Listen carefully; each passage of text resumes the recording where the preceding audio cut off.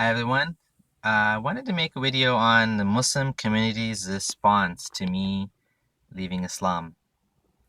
Well, I wanted to say, first of all, here in Canada, I live in a pretty big city, pretty multicultural place, and overall, I have to say that the Muslim community has responded primarily with, first of all, sadness. Second of all, second reaction might be anger. And the third reaction, yeah, that's basically it. So sometimes people, message me and they say, be safe. And I have to tell them that, you know what, like I am safe. Like I'm in where I live in Canada, Muslim community, nobody wants to hurt me, nobody wants to kill me, none of that stuff. This is what happened. When I left Islam 1 year ago, I did it very publicly. I started posting things on Facebook, and first of all, people were like, "What? Like, are you having some doubts? And you should go talk to a sheikh, and you shouldn't post these things because you're gonna confuse people." And I was like, no, I feel like these things make sense to me. I'm not trying to clarify. I'm sharing. These are the points that I'm seeing that make sense to me, and you're welcome to discuss with me if you don't agree. But I'm not trying to clarify my doubts, so to speak. Like I'm not posting on Facebook in order to receive group therapy, why it's, but I don't mind discussing, like I'm open to discussion. But I felt confident that the things I was posting were correct.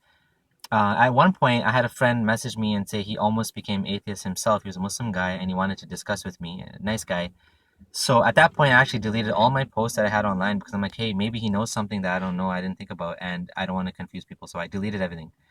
And we met and we discussed for a long time, and I understood that based on a long discussion, 5 hour talk we had together, that he decided to be Muslim because the things he wasn't able to explain or reconcile, he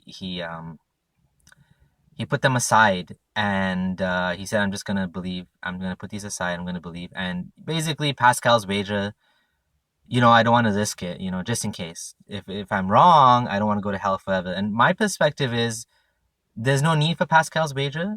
We can find out right now what makes sense, what is correct. Is Islam true? Is Christianity true?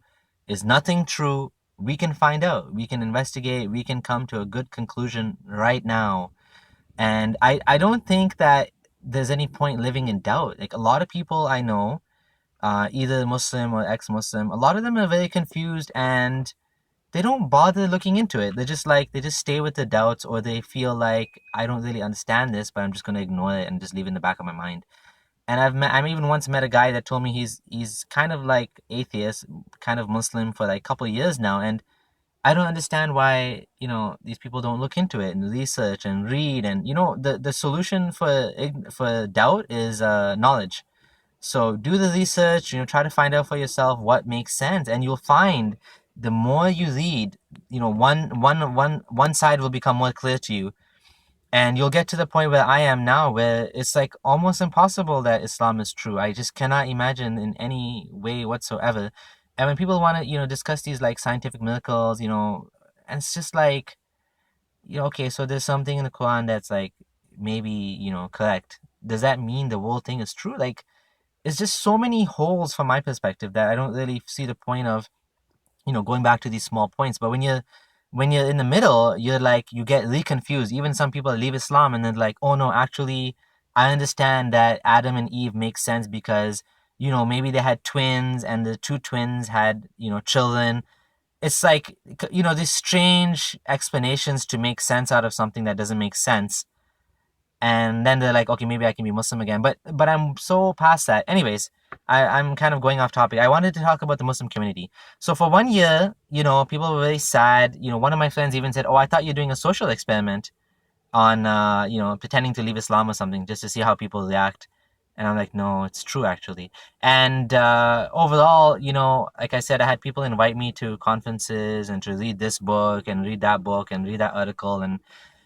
And what I found is that for the most part, the vast majority of people, well, they're just like they don't want to get involved, and they'll just act like nothing happened, and it's kind of awkward. Like, I even went camping with a bunch of Muslims after I left Islam. I'd booked it beforehand, And most of them were like acting like nothing happened, but it was like they know I'm not Muslim, and it's just like, it's a pink elephant in the room, like nobody's talking about it. It's like almost the same experience like if someone died in your family, or your mom got cancer or something, God forbid, and they don't know what to say. They just act like normal. So that's kind of like the experience I had.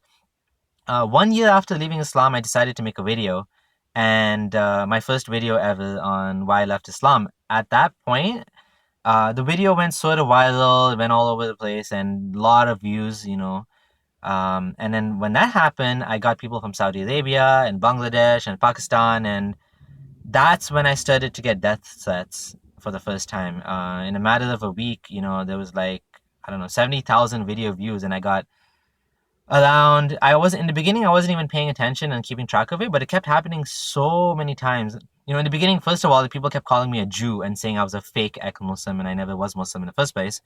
Then once they got past that, when they realized, okay, this guy was actually Muslim, then they started saying, a lot of people started saying I should be killed or I deserve to die. Not necessarily death threats, but kind of like, you deserve to die because you're not Muslim and you're speaking against Islam. So just to clarify, for 1 year, no death threats. I was constantly discussing on Facebook, and then I even made a blog because I kept discussing the same things over and over again. So I said, okay, let me make a blog. That way, I can just refer people to just see the blog. And in 1 year of having a blog, nobody bothered me, nobody threatened me. But once I made the video, that's when the death threats started to come. And, I made a post out of it. I got 27 of them on there. And I didn't even, like I said, I missed a bunch of them too. And they're not all death threats. Some of them are just like, you deserve to die, which is kind of like in a passive aggressive way. If somebody kills you, it would be okay because you don't deserve to live. And then other people said, well, you're in a non-Muslim country. If you're in a Muslim country, you deserve to die. And, some people even went further than that and said, I'm going to come to Canada and kill you. Like, one Egyptian guy said that. So it's not that leaving Islam can be pretty safe, but if you criticize Islam, then you're putting your life in your hand. And the thing is, leaving Islam is a very difficult thing to do because usually your family will, either abandon you or kick you out. If you're in the closet, as the vast majority of my ex-Muslim friends are in the closet, and you are living at home, don't tell your family. If you're married and you're an adult, be very careful telling your spouse. Think about it carefully. You may not want to tell them, actually. You may want to just, test the waters, and you may not want to break up your family over this. Okay? So my advice to people, don't come out unless you're confident that you can live with the consequences of what happens. If you're living with your family members, your parents are paying for your university education, or you're staying with them or whatever, I don't recommend you tell them. Keep it to yourself. It's better for you until you're living on your own and you're responsible for yourself and you're working. Then you can tell people. After I left Islam, one of the biggest shocks I had was how few people actually agreed with the points I was making, which is fine. I mean, I wanted dialogue and I got dialogue. But what I did find is some people did agree with me, but they were scared to say it in public because of the way the Muslim community is. Doubt is not really tolerated in a sense. And so I had a bunch of people message me. I even had some people email me anonymously saying, oh, I'm an ex-Muslim. Well, I don't believe in Islam. They didn't say, they said, I don't believe in Islam, but I can't tell you who I am. I don't want you know me, but I'm not going to tell you who I am. So, I had a few like that. And I had a few people actually call me and talk to me and discuss. And I've made a few friends that are actually ex-Muslim as well, living in my community that are in the closet. Pretty much, you know what? All ex-Muslims are in the closet except me, and pretty much except me. Like I don't actually know personally, I don't know anyone that's out of the closet. Everybody's in the closet. And why is that? Because leaving Islam, you can lose your wife, you can lose your kids, you can get kicked out of the home if you're a kid. It comes with very severe consequences for your livelihood, for your financial health, for your family health, for your mental health.